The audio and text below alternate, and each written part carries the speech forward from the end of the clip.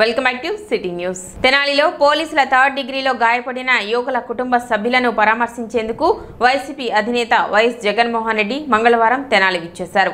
రాష్ట్రంలో red book రాజ్యాంగం నడుస్తుందని, పోలీస్ వ్యవస్థకు నిర్వీర్యం చేస్తున్నారని, వ్యతిరేక గొంతును వినిపిస్తే మాజీ మంత్రులు, నాయకులు, కార్యకర్తలపై అక్రమ కేసులు పెడుతున్నారన్నారు.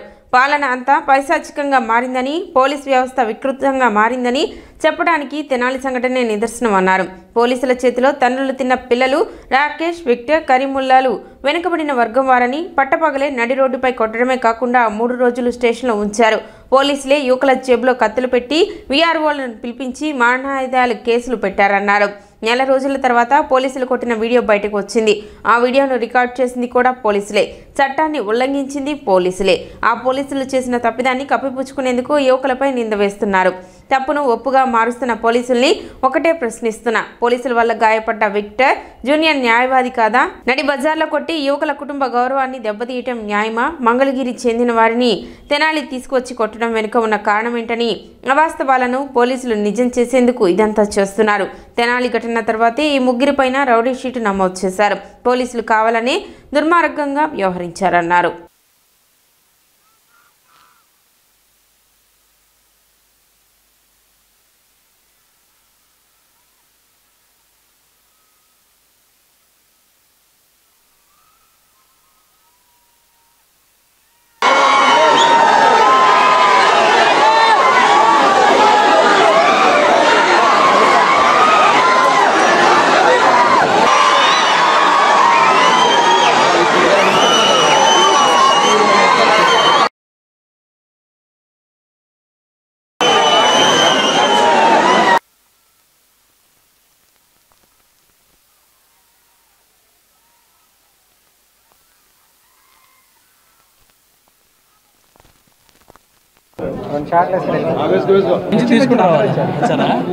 నిజమే.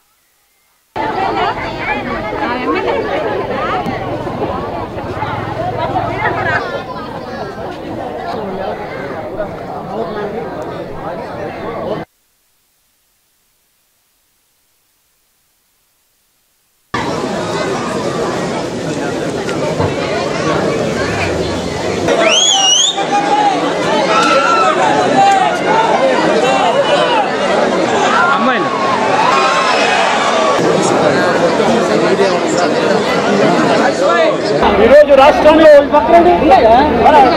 జరుగుతా ఉన్న అనేక సంఘటనలు ఒకసారి గమనించినట్లయితే ఆ ప్రతి సంఘటన కూడా ఏ రకంగా చంద్రబాబు నాయుడు గారు ఆయన పార్టీ రెడ్ బుక్ రాజ్యాంగం తీసుకొని వచ్చి పోలీసు వ్యవస్థను దుర్వినియోగం చేస్తూ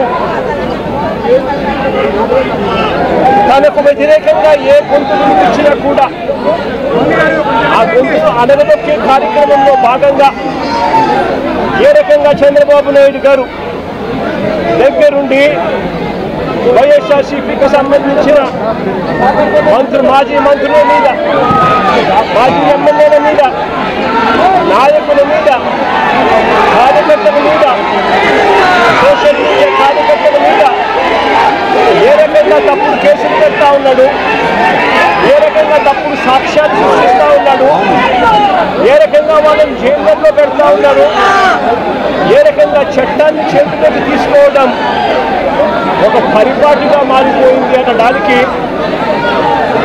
ఈరోజు రాష్ట్రంలో జరుగుతూ ఉన్న రెడ్ బుక్ రాజ్యాంగం మన కళ్ళ ఎదుటే కనిపిస్తూ ఉన్న సత్యం.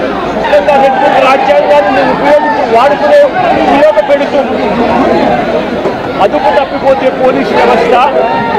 ఆ పోలీస్ వ్యవస్థ ఎలాంటి వికృత రూపం దాలుస్తుంది అని చెప్పడానికి నిదర్శనం ఈరోజు జనాల్లో జరిగిన ఘటన.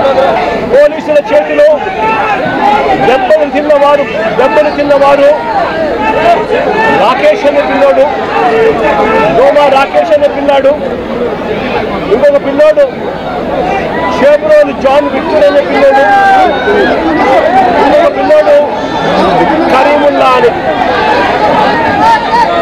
దళితులు మైనారిటీ వర్గానికి చెందిన వ్యక్తి ఇంకొక పిల్లాడు. అంటే అణగారిన వర్గాలు, అంటే సామాజికంగా ఆర్థికంగా వెనకబడిన వర్గాలు. రాకేష్ అనే పిల్లోడు అసలు తెనాలిలో కూడా ఇక్కడ ఉండడు. తాను జొమాటో అనే కంపెనీలో ఉద్యోగస్తుడు. హైదరాబాద్లో తాను పనిచేస్తూ ఉన్నాడు. హైదరాబాద్లో పనిచేస్తూ ఉన్న ఈ రాకేష్ అనే పిల్లాడు, జొమాటో అనే కంపెనీలో పనిచేస్తూ ఉన్న ఈ రాకేష్ అనే పిల్లాడు తనకు ఏదో పాత కేసుకు సంబంధించి, వీళ్ళంతా యంగ్స్టర్స్, చిన్ననాటి సమయంలో వీళ్ళకి ఏదో పాత గొడవలు పాత ఏదో గొడవల నేపథ్యంలో ఉన్న కేసుల మధ్య ఈ పిల్లాడికి సంబంధించిన ఒక పాత కేసులో వాయిదా కోసం మాత్రమే ఈ పిల్లాడు తెనాలికి వచ్చినాడు. ఈ పిల్లాడిని చూడడానికి ఈ పిల్లాడి ఫ్రెండ్స్ మంగళగిరి నుంచి వచ్చినారు. వాళ్ళు కూడా ఇక్కడ ఉండరు.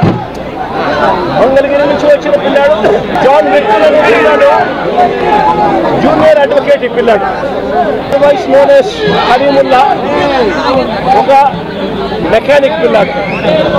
ఈ పిల్లాడు కూడా ఫ్రెండ్ కాబట్టి దాన్ని చూడడానికి వచ్చాడు.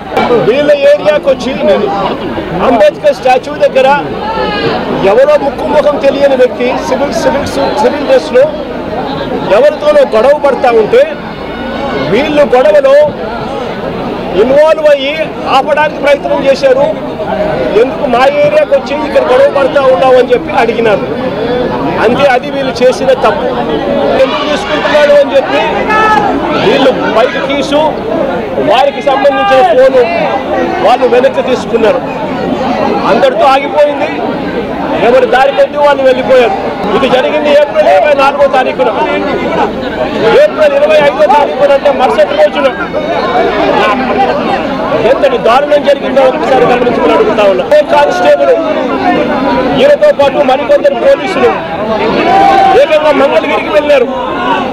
మంగళగిరికి వెళ్ళి విక్టర్ను, అంటే జూనియర్ అడ్వకేట్, అదే మాదిరిగా కరీముల్లాను, వీళ్ళిద్దరిని కొట్టుకుంటూ తీసుకొచ్చారు. వెహికల్లో కొట్టుకుంటూ తీసుకొచ్చారు. 25వ తారీఖున రాత్రంతా కూడా వీళ్ళని కొట్టారు.